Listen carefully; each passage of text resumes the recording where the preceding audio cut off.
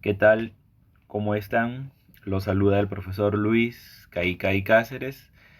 Eh, Espero se encuentren bien, tranquilos, cuidándose como siempre, ¿no? Son las recomendaciones que hemos tenido durante todo el año y bueno, debemos continuar todavía con ello, ¿ok? Actuando con responsabilidad.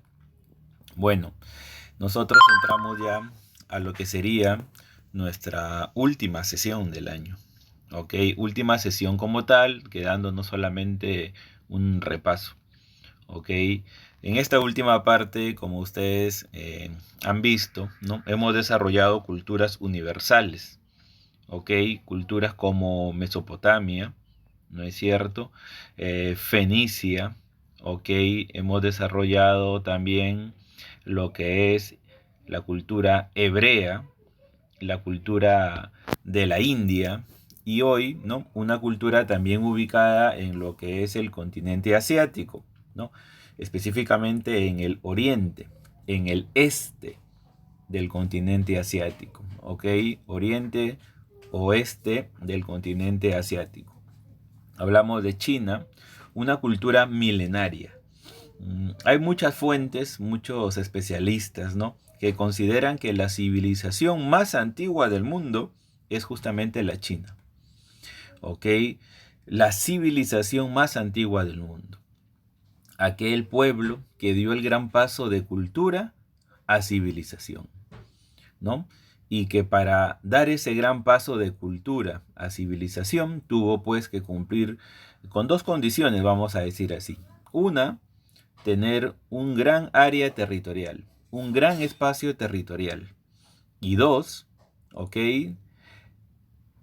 Influir en otras culturas, dejar sentir su influencia en otros pueblos.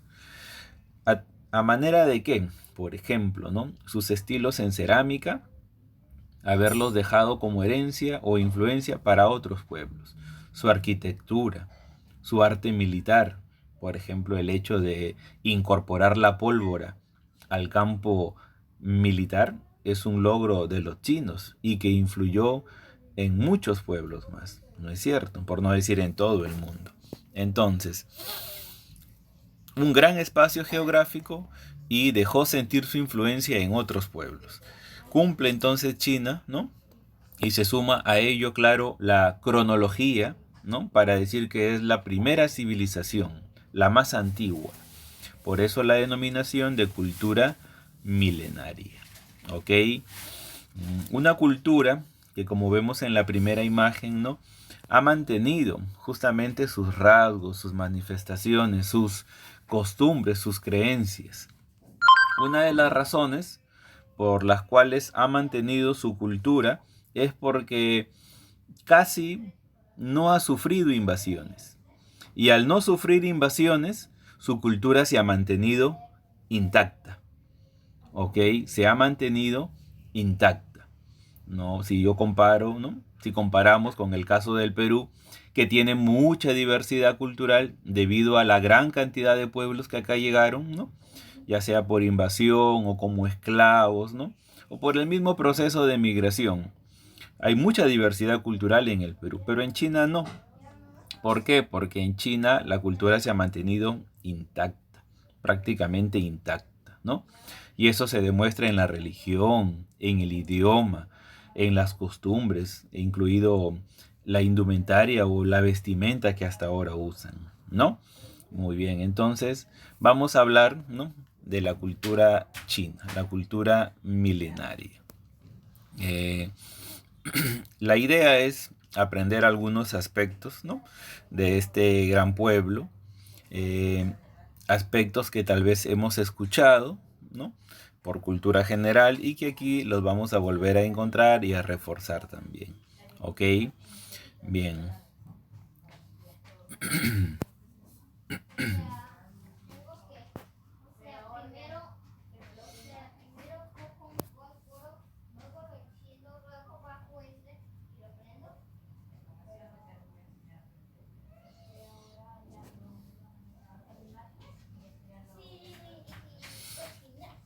Aquí, ¿no? También como introducción, una imagen clásica de la escultura, ¿no es cierto? O de las esculturas que forman parte de un conjunto arquitectónico funerario, ¿no? Porque es una tumba finalmente donde se encontraron a los famosos guerreros de terracota. Terracota es el material con que se han hecho estas esculturas. Es un tipo de arcilla, ¿ok? Llamada terracota. Muy bien. Eh, es uno de los grandes descubrimientos también allá en lo que es China, ¿no? Y demuestra pues lo grandioso que fue aquella época, ¿no? Aquella época de la China antigua donde vivían pues lideraban los emperadores, ¿no? A todo el gran pueblo. Ya hablaremos de esa obra, ¿no? De ese monumento más adelante. Bien, empecemos con la ubicación espacial. Empecemos con la geografía, ¿ok? Para tener una idea. Ya hemos dicho que al igual que la India, ¿no? China se desarrolló en el continente asiático. En el caso de China, específicamente en el oriente, en la parte este, ¿ok? Muy bien, veamos allí. Ubicación geográfica. La civilización china se desarrolló en una planicie, ¿no es cierto? Entre los ríos Amarillo y Azul. No es una casualidad la ubicación entre esos ríos, porque los ríos, como tú sabes, fertilizan las áreas cercanas a él. Y obviamente las tierras fértiles son aptas para el agro, la ganadería, ¿no? Actividades importantísimas para el desarrollo del pueblo. En la actualidad limita al norte con la República de Mongolia y Rusia, al este con el Mar Amarillo y el Mar de la China, al sur con el Mar de China Meridional. Meridional significa sur, ¿ok? Mar de la China Meridional, como lo vemos allí en el mapa. Laos, bueno, Vietnam, Laos, Birmania, Bután y Nepal. Todos ellos en la parte meridional o sur. Y al oeste con Pakistán, ¿no? Pakistán, que como dijimos en la clase pasada, perteneció en algún momento a la civilización de la India, ¿no? Muy bien, entonces continuamos nosotros, dejando en claro aquí, ¿no? La ubicación geográfica, la ubicación espacial del pueblo chino, ¿ok? Que hoy por hoy es uno de los países más extensos, ¿no es cierto? Es uno de los países más extensos. Y claro, que ha desarrollado, ¿no? Hasta el punto de ser considerado uno de los países más importantes, ¿no? Económicamente hablando, tecnológicamente hablando, ¿no? Muchos avances. Bueno, su vida o su proceso histórico no ha sido sencillo, pero han sabido sobresalir, ¿no? No estoy diciendo que allá en China todo sea perfecto, ¿no? No es así, pero destacan entre la mayoría de países. Aquí seguimos con parte de la ubicación geográfica, ¿ok? En rojo, según la leyenda, la Gran Muralla China, ¿ok? La Gran Muralla China. Esta construcción, ¿no? Arquitectónica, arquitectura defensiva, ¿no? Porque una muralla se construye para detener los avances, ¿no? De los mongoles, de los hunos, que eran pueblos pues que atacaban constantemente a China, ¿no? Y que gracias a la Gran Muralla sus victorias fueron mínimas, pues, ¿no? Fueron mínimas, ¿ok? Bien, ahora vemos allí el recorrido, ¿no? La Gran Muralla de China, ¿ok? Con rojo. Y los principales ríos, como vemos allí, ¿no? El río Amarillo y el río Yangtze. El río Amarillo y el río Yangtze. Y como vemos allí también la ciudad de Xi'an, donde están los guerreros de terracota. ¿Ok? Los guerreros de terracota. La ubicación nos dice allí, ¿no? Lo que venimos repitiendo. China se encuentra en el este, o sea, en el oriente del continente asiático, y es bañado por dos ríos principales, el Yangtze, Kiang o río azul, y el Huanghe o río amarillo. ¿Ok? Entre estos dos ríos se desarrolló China. Como les decía, no es una casualidad, porque la elección de esta planicie fue gracias justamente a las tierras fértiles que se relacionan pues con estos grandes ríos, ¿no es cierto? Muy bien.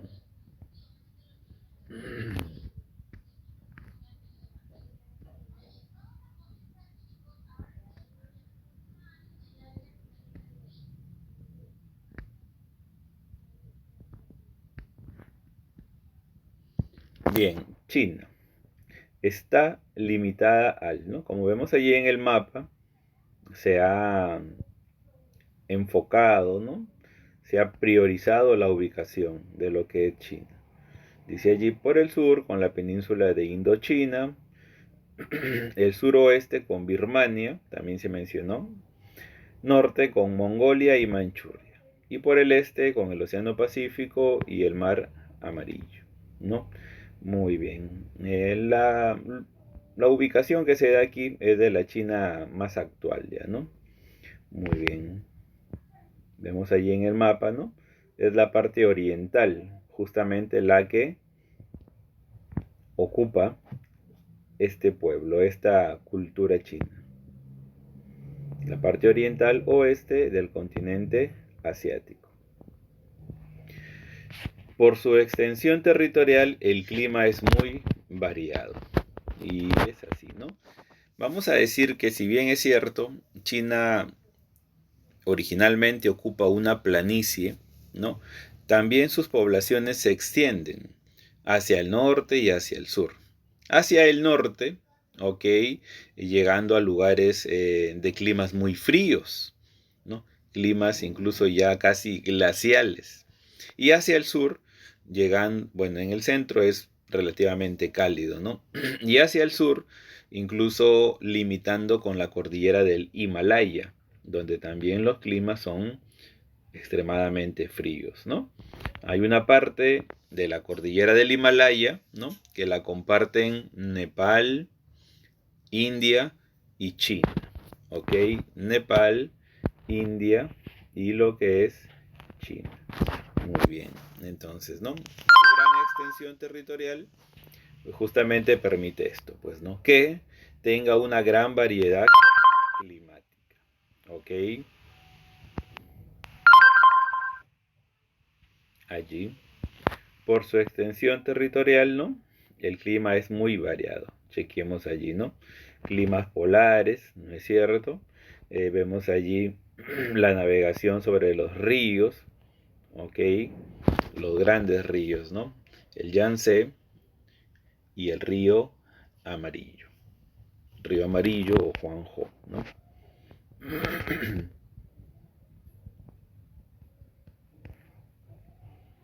Aquí seguimos con la geografía. En las llanuras, en las partes planas, ¿no es cierto?, se concentró la población. ¿Debido a qué? A que son áreas fértiles, por lo que venimos repitiendo, por la irrigación de los dos grandes ríos, ¿ok?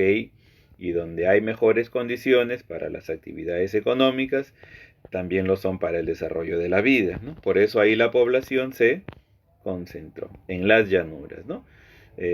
Obviamente no van a elegir pues las montañas del Himalaya, ¿no? Ni tampoco van a elegir las partes al norte que son de mucho frío, ¿no?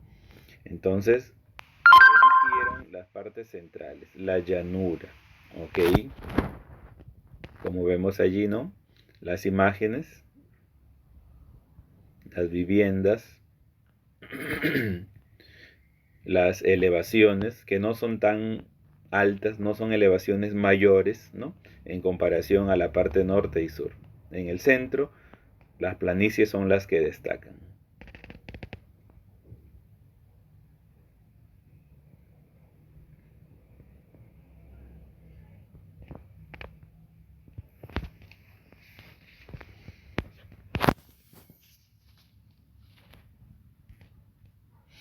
Bien, pasamos a ver ahora sobre el origen. Y el origen es hablar de su historia, ¿no? Es hablar de su evolución histórica, ¿no es cierto? De cómo este pueblo, pues, se formó, ¿no? Fue un solo pueblo, fueron varios que se unieron. También acá se van a mencionar a sus antecesores, ¿no? Se van a mencionar a sus restos arqueológicos antiguos, ¿ok? Así como en el Perú encontramos restos de Pacaycasa, ¿no? Restos de Chavín, de Caral.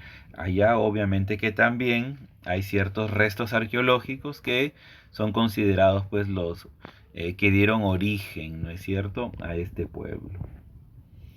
Aquí vemos, ¿no? Pobladores. Los restos más conocidos son los siguientes. Homo yuanmunensis vivió hace 1,7 millones de años. Homo pekinensis, de repente el más famoso, ¿no? El hombre de Pekín, ¿no es cierto?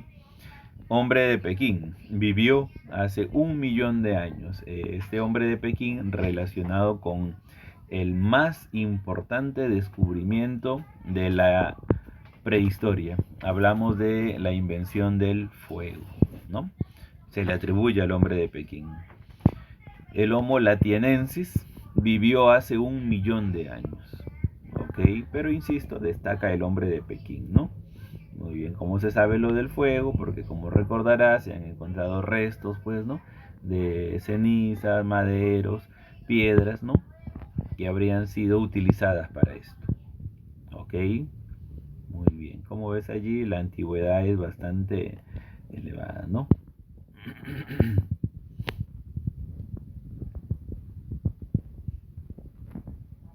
Allí. El resultado, disculpen, es el resultado de la mezcla de muchas razas. Entonces, no es un solo pueblo, muchas razas. La raza tibetana, ok, valga la redundancia, la meseta del Tíbet, ¿no?, que se le conoce comúnmente como el techo del mundo, por encontrarse allí los picos más altos, picos nevados más altos del mundo, ok. Mongola, al norte, ¿no? Turca y el hombre paleolítico de Pekín. El hombre paleolítico de Pekín, ok. Como vemos las imágenes, hay rasgos obviamente parecidos, características físicas parecidas entre estos tres, ¿no es cierto?, eh, personajes de las imágenes. Tibetana, mongola, turca y del hombre de Pekín, ¿ok? Del hombre de Pekín. Muy bien.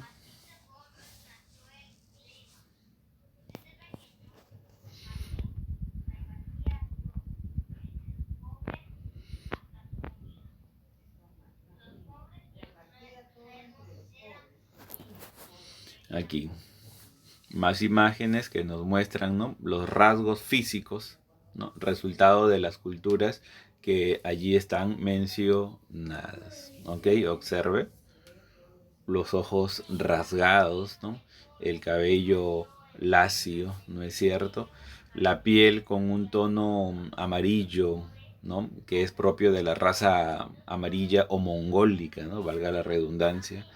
Los ojos rasgados en la teoría de la historia nos dicen un dato curioso, pero cierto a la vez, ¿no? ¿Por qué los ojos rasgados son algo característico de las culturas de Asia, ¿no? Porque los ojos rasgados, bueno, primero que la teoría de la historia nos explica cómo el hombre se ha adaptado a los cambios, incluso la adaptación física corporal, ¿no? Y los ojos rasgados son propios de China y otras culturas asiáticas porque permiten ¿no?, a esta gente soportar, ¿ok?, la presencia de vientos huracanados, de tifones, como se les llama allá, ¿ok? Entonces el ojo rasgado es pues una adaptación al clima, a estos vientos huracanados o tifones que son allá bastante frecuentes, ¿no? Es como lo que pasa en África, ¿no? Porque la piel de tono oscuro en los africanos, porque así tienen mayor resistencia al, a la radiación solar, ¿no? No digamos que no les da insolación, no es eso, sí les da insolación, pero tienen mayor resistencia que otras razas, ¿no? Con otros tonos de piel, ¿ok? Pero bien, continuemos. La evolución histórica, los periodos, ¿ok? Así como acá en el Perú tenemos nosotros, ¿no? La prehistoria peruana con Pacaicaza, Lauricocha, tenemos a los preincas con Chavín, Paracas, Nazca, tenemos a los incas y así sucesivamente, ¿no? Nuestra línea o proceso histórico. Aquí también ellos, ¿no? China tiene su evolución histórica, ¿ok? Que está agrupada, según los investigadores, en dinastías, en grupos de líderes, reyes, emperadores, ¿ok? Muy bien.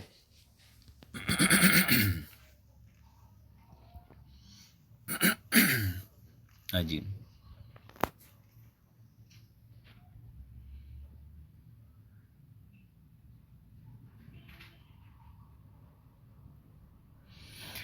Vamos a comparar entre dos culturas de Asia antes de ingresar a la evolución histórica de China, ¿ok?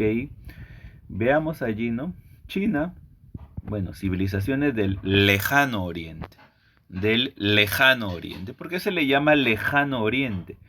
Porque esta denominación de lejano tiene que ver con los europeos. En referencia o tomando como referencia a Europa, China y la India están pues están a una distancia lejana en el oriente. ¿Ok? Tomando como referencia a Europa, tanto la India como China son culturas o pueblos lejanos. ¿Ok? China, en el oriente de Asia, oriente, no lo olvide, se construyen templos, palacios y estructuras para la defensa, ¿no? Como la muralla, que es una arquitectura de tipo defensiva, ¿no? Militar defensiva. Avances en matemáticas, astronomía e inventos científicos.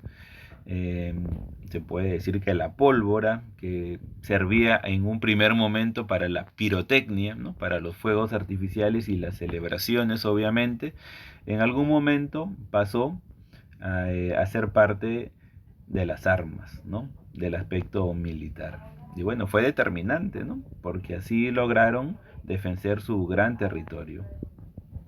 Surge como imperio dinástico, gobernadas por emperador ayudado por los soldados. Vamos a ver, ¿no? 4 a 5 dinastías en China, China antigua. La India, también en el sur, pero, ¿no? Bueno, también en el oriente, pero en la parte meridional o sur del continente asiático. El poder de sacerdotes sobre castas sociales inferiores, ¿no? Eh, los sacerdotes recibían el nombre de brahmanes, pertenecían, valga la redundancia, a la clase social llamada brahmánica, ¿ok? Los que nacían dentro de la clase social brahmánica eran los únicos que podían continuar con esta labor de sacerdote, nadie más.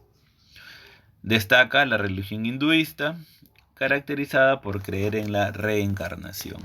Y la reencarnación no necesariamente en otro ser humano. Podría, según el hinduismo, se puede reencarnar en cualquier otro ser vivo. ¿Ok? Un humano muere y puede reencarnarse de repente en un buey, ¿no? O de repente en un gusano, ¿no? En una planta, en algún otro ser vivo. Pero bien, hemos hecho aquí una comparación entre la India, que ya hemos tratado el tema en la clase anterior, y China. ¿Ok? Veamos aquí. Y empezamos con la primera dinastía, la dinastía Xia, como allí se menciona. La parte de morado, ¿ok? Más oscuro, es la que corresponde a la dinastía Xia. ¿Ok? La dinastía Xia, que es la más antigua, es la que algunos ponen en duda si existió o no existió. Hay algunos que creen que la dinastía Xia solamente es una creación, es una explicación a través de los mitos o leyendas, y que realmente no existió, dicen algunos, ¿no? Pero bueno, esa es la gran pregunta, ¿no? ¿Existió o no existió esta dinastía? ¿O son solamente relatos? Pero si te has dado cuenta, en la mayoría de culturas, siempre sus épocas iniciales empiezan con relatos mágicos, religiosos, ¿no? Por ejemplo, en el Imperio Inca empieza con leyendas, ¿no? Tiene una explicación mágico-religiosa, la leyenda del lago Titicaca o Manco Capi Mamaouyo, ¿no? En Grecia se explicaba todo al inicio con leyendas también, como la leyenda del Minotauro, ¿no es cierto? Y así por el estilo, ¿no? Entonces, aquí también, ¿no? En China, la primera dinastía, la Xia, la que algunos creen no existió. Pero vamos a ver, pues. Dice así. Dinastía Xia. Primera dinastía que recogió documentalmente su historia. Sima Qian es considerado el primer historiador chino. Su fundador fue Yu el Grande, quien resuelve el problema de la inundación del río Huangho. El río Huangho es el río amarillo. El río amarillo. Se desarrolló la agricultura, justamente gracias a la presencia de estos grandes ríos, ¿no? Que fertilizaban las áreas cercanas a este. Y la sociedad fue esclavista. ¿Ok? La sociedad fue esclavista. Los esclavos, los prisioneros de guerra, los rebeldes, ¿no? Los que estaban en contra del gobierno. Ellos también estaban aquí en condición de esclavos. Yi es el último rey de esta dinastía. ¿Ok? Y como les decía, algunos ponen en duda, ¿no? Si realmente existió esta dinastía o solamente es parte de los relatos mágicos, religiosos, ¿no? Pero bueno, finalmente los mitos y leyendas son fuentes históricas, ¿no? Porque permiten reconstruir la historia. Claro, se contrasta también con los datos históricos, ¿no? Muy bien. La dinastía Xia fue la primera de las dinastías de China. Según la mitología, sucedió al periodo de los 3 Augustos y los 5 emperadores. Los Xia gobernaron desde el 2100 a.C. hasta el 1766 a.C., ¿no? Por eso cultura milenaria, ¿no? Por eso la civilización más antigua del mundo. La historia de la dinastía Xia se mezcla entre la realidad y el mito. Se mezcla entre la realidad y el mito, ¿ok? Habiendo historiadores que la consideran real, mientras que otros piensan que no fue más que una leyenda, ¿no? Lo que se decía. Bueno, al final, ¿no? Como críticos que tenemos que ser, porque dar una opinión crítica es importante en este curso y en todos los cursos, ¿no es cierto? Podemos decir que se aceptan ambos, tanto la parte de mitos y leyendas como la parte histórica, ¿no es cierto? Se contrastan entre ellas y se saca pues una opinión, se saca, ¿no? Eh, Conocimientos históricos, ¿no es cierto? Muy bien, es así, ¿no? Como les he dicho y se los vuelvo a mencionar ahorita, ¿no? Es un curso no solo para memorizar hechos, ¿no? Claro, se tiene que conocer los hechos, comprender el proceso, ¿no? Más que las fechas, entender sucesos, comprender los procesos, pero también se tiene que hacer una crítica, ¿no? Tengo que yo hacer una crítica constructiva. Pero ojo, para yo hacer esa crítica tengo que primero haber leído, ¿no es cierto? Si no, ¿cómo vas a opinar de algo que no has leído? No tendría lógica. Lees, sacas tu propia conclusión, investigas, sigues sacando conclusiones y así usted se vuelve crítico, que es algo positivo, ¿ah? No tenemos que aceptar las cosas al pie de la letra tampoco. ¿Ok? Muy bien. Continuamos. Aquí. Vemos arquitectura de tipo palaciega. ¿A qué me refiero con palaciega? Arquitectura, ¿no? Orientada a los palacios, a las clases altas, ¿no es cierto? ¿Ok? De este periodo, ¿no? De esta dinastía Xia, que algunos piensan solamente es leyenda. Como siempre te has dado cuenta, y bueno, en la actualidad también, ¿no? China es el país más poblado del mundo. En la antigüedad también habría sido así, ¿no?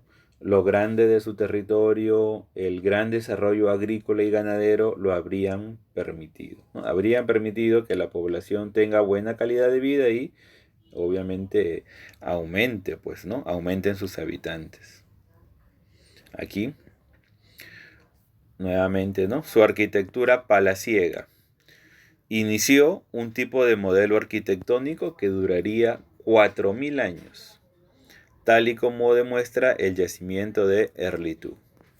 Mire allí, ¿no? Arquitectura palaciega. Ok, palaciega viene de que es una construcción, ¿no? Orientada pues a hacer un palacio, a albergar a las clases altas, ¿cierto? Muy bien. Observe allí, ¿no? Las dimensiones. Observe allí las dimensiones, ¿no? Observe allí las formas, ¿ok? De esta arquitectura palaciega.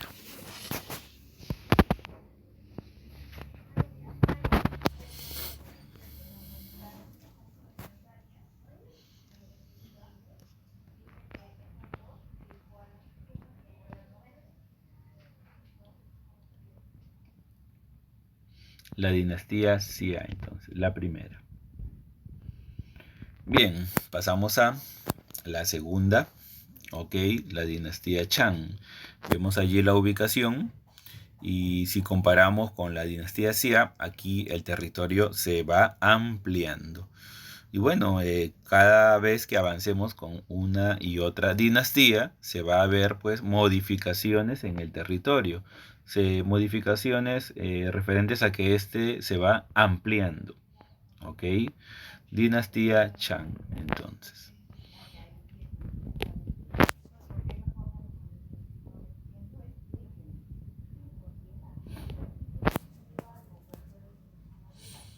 Observen el mapa, ¿no? Vean la ubicación, siempre en la parte oriental, siempre en la parte este, ¿no?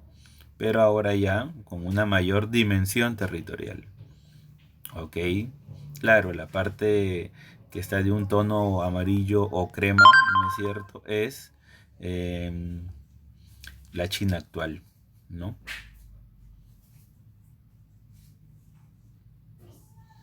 Dinastía Shang, conocida, tuvo como sede la ciudad de Zhenju.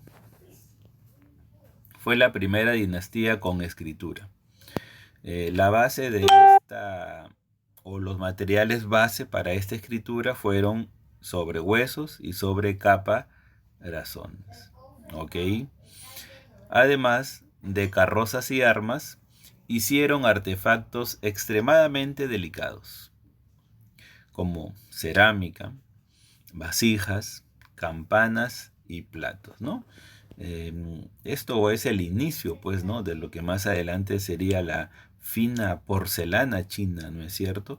Esa porcelana que los europeos buscaban mucho, ¿no? La deseaban y que se convirtió en uno de los productos bandera de China, ¿no? La seda y la porcelana era muy requerida y acá en China es donde se encontraba, pues, ¿no? Existía el intercambio de productos con pueblos aledaños, con pueblos cercanos. Más adelante, las conchas kauri se utilizará como moneda, ¿no? Para ya dejar el trueque, ¿no? Ahora había algo que permitía realizar este intercambio de manera más rápida, ¿no?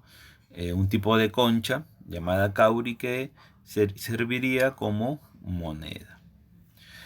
También se practicaban los sacrificios de humanos y de animales. Lo de los sacrificios humanos es una cuestión recurrente en muchas culturas o pueblos, si te has dado cuenta. No es una cuestión para asombrarse y decir, ¿no? ¿Qué pueblo para tan bárbaro? No es eso, ¿no? Es una cuestión para tener empatía, ¿no? Y preguntarnos por qué lo hacían, ¿no? ¿Qué fin tenían esos sacrificios? No podemos juzgar y decir, no, eran bárbaros, eran inhumanos, eran violentos. No, porque era otra época. Hay que tener empatía histórica. Hay que ponernos en el lugar de esos pueblos y el momento en que vivían. ¿Ok? Así es. Y bueno, esto de los sacrificios humanos, incluso acá en el Perú, ¿no? Se han encontrado escenas de sacrificios humanos, se han encontrado restos de sacrificios en Sechín, por ejemplo, en Nazca, en algunos nevados que eran parte del territorio incaico, se han encontrado también aquí en Lambayeque, en el Señor de Zipán, bueno, en Huacarrajada, la tumba del Señor de Zipán, se han encontrado también muestras de restos que habrían sido sacrificados. O sea, no es algo para sorprenderse, pero sí para preguntarnos el por qué, ¿no? Y la mayoría de culturas lo habría hecho, pues, o habrían realizado estos sacrificios humanos para eh, agradecer a sus dioses, ¿no? Como decimos, no para pedir, sino para agradecer, ¿no? Porque los sacrificios no eran para pedir, sino para agradecer a los dioses. Agradecer que la llegada de las lluvias, una buena cosecha, ¿no? Una victoria en un conflicto, etcétera. Muy bien.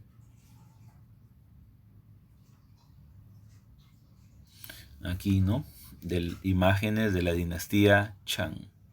¿Ok? Imágenes de la dinastía Chang. La indumentaria, ¿no? Una especie de pergamino, un ceramio también allí que contendría, pues, ¿no? Tal vez agua u otro líquido para las ceremonias.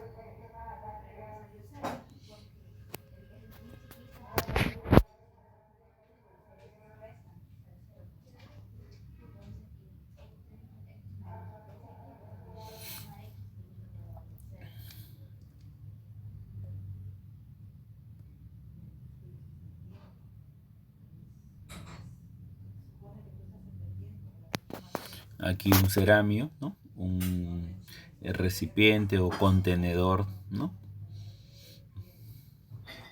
Notes el detalle, ¿no? De estos animales.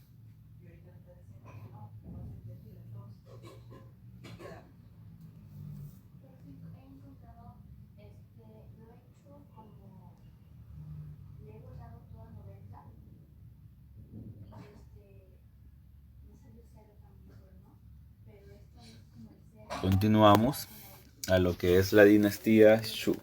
Ok, la dinastía Shu. Entonces, la dinastía Xia, la dinastía Chang y ahora la dinastía Shu, ¿no es cierto? Muy bien. Xia, Shang y ahora la dinastía Shu. Ok, muy bien. Como vemos, el área siempre al oriente, ok, y claro, ampliando ya el territorio, ¿no? Dinastía Xia, Shang y ahora la Su, que es la tercera dinastía. Ok, la tercera dinastía. Nótese cómo el territorio va ampliándose. Ok, el territorio va ampliándose. Muy bien. Veamos los límites, ¿no? Mongolia por el norte, el Tíbet hacia la parte, ¿no? Oeste.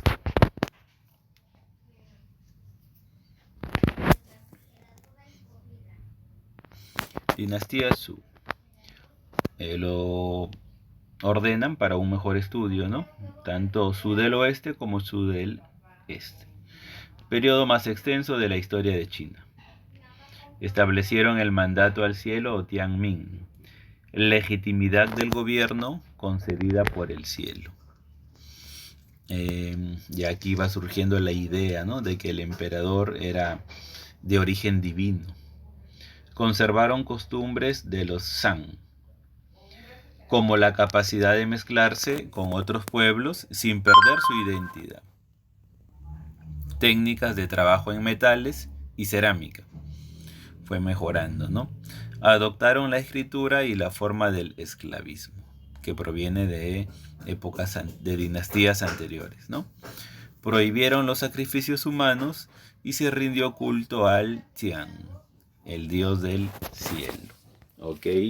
Muy bien, entonces aquí, ¿no?, se interpretó que los sacrificios humanos no eran buenos, entonces simplemente se prohibió, ¿no? Se sacó de esta práctica, se dejó esta práctica. Los Su del Este, primaveras y otoños. ¿Por qué se les llamaba así? Se llama así debido a los anales de primaveras y otoños, uno de los 5 clásicos recopilados por Confucio, ¿no? Confucio, un filósofo, ¿no?, escritor muy importante. El gobierno central pierde el poder frente a la nobleza terrateniente. ¿Ok? Importante eso, ¿no? El gobierno central, o sea, el emperador, pierde poder frente, ¿ok?, a la nobleza terrateniente, o sea, a la gente que tenía los grandes campos de cultivo, ¿no?, que tenía cantidad de trabajadores en su poder y pues que por ende tenía dinero, ¿no?, riquezas, poder también, obviamente. Se enfrentaron a diferentes estados en que se dividía el territorio.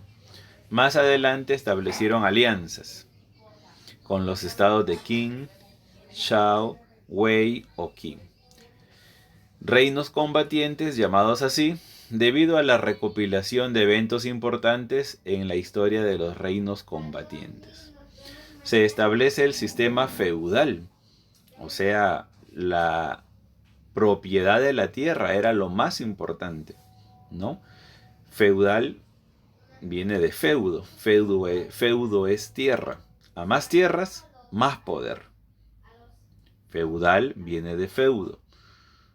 ¿Ok? Feudo significa tierra. A más tierras, más poder. ¿Ok? Entonces se establece el sistema feudal, mientras que el sistema esclavista llega a su fin. Aparecen los grandes pensadores como Confucio, Lao Tse y Mencio. Muy bien, ¿no?